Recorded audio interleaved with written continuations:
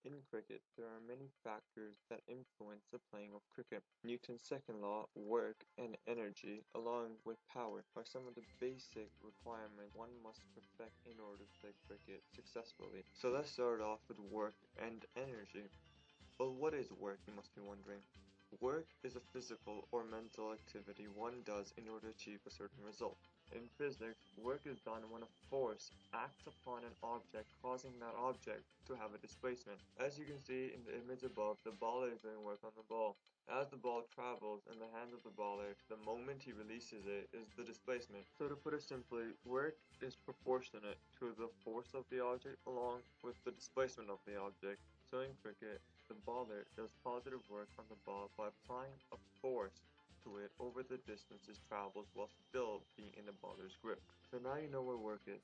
Up next is Newton's second law. The law of motion states that the acceleration of an object is dependent on two variables, the net force acting upon the object and the mass of the object. So now that we know what Newton's second law is, how does it affect cricket? So in cricket, Newton's second law describes how hard the batsman is able to hit the ball and how far the ball will go as a result. In cricket, acceleration is described by the speed at which the ball travels after leaving the baller's hand. The mass is described by the cricket bat, and the force represents how hard the batsman is able to hit the ball. So in cricket, Newton's second law is essential because if the bat does not weigh as much, then the ball will not travel as far. And if the baller is not able to pitch as fast, then the batsman will most likely be able to hit the ball much further. Finally, power. Now, power can easily be defined as how much work is done over a certain amount of time. In cricket, both the batter and the baller do work. In cricket, it is essential to have power because the more work you do over a certain amount of time will give you a certain result. So for example, if a baller wants a batter to get out, all the baller needs to do is apply a lot of work over a short amount of time.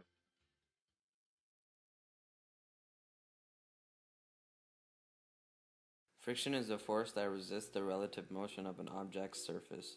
Friction occurs in many places in cricket. Cricket players use friction strategically, such as spinners. Spinners in cricket throw balls so that when the ball gets in contact with the pitch, the ball deviates in a desired direction. Before throwing the ball, the bowler grips the ball in such a way so that when he releases, he gets the ball to spin right out of his hand the way he wants it to. When the ball makes contact with the pitch, the seam on the ball grips the pitch. Due to the high coefficient of static friction between the seam and the pitch, also the spin applied by the bowler causes the ball to bounce towards the desired direction. Spinning in cricket is really important when the bowling team needs to get a batsman out. There are not a lot of really good bowlers, but the ones that are good use their techniques to guide the ball towards the wicket to get players out. And sometimes this could mean the difference between a win and a loss. Air resistance is a force opposing the relative motion of an object moving through air and is also known as drag. In cricket, swing bowling is all about aerodynamics and how the ball interacts with air. For the ball to swing properly, one side of the ball needs to be smooth and the other side needs to be rough.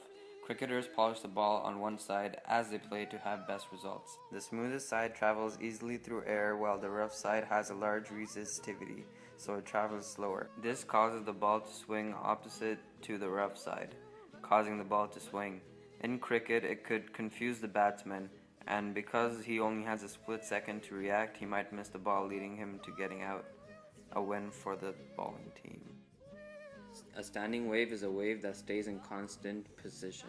It happens when the crest and the trot oscillate around the equilibrium at the antinode. In cricket, there is a sweet spot on the bat where the shot feels the best. It sometimes feels so good that there is no sensation at all that the ball was hit. When the ball is bowled and the batter wants to hit it really far, he hits the ball on the sweet spot, so it's easier for him to hit the ball. There is a part on the back, approximately 150 millimeters from the tip, where there are no vibrations produced from the ball and the bat coming into contact. If the batter messes up and hits the ball too high or too low, the ball might not go in the desired direction or the height or distance, creating a chance for the batter to get out. It is important for the batter to be as precise as possible with his batting so they can accomplish the most runs in a game.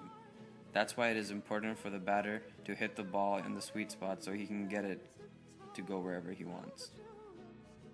As you all know, Newton's first law of inertia states, and I quote, "A body stays at rest or in motion with constant velocity unless acted upon by unbalanced force."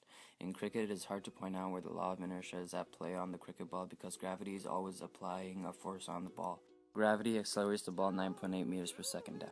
There is a moment before the bat hits the ball where the change in time from the ball to the bat is so minuscule that the velocity is constant. Thus, when the bat hits the ball is acted upon by an unbalanced force which causes it to change direction and speed the ball was going at. If the law of inertia was not applicable, the batter would hit the ball, but the ball would keep going and never stop, so no one would get to catch it. Basically, the game would be unplayable. Tiptoe through the wind.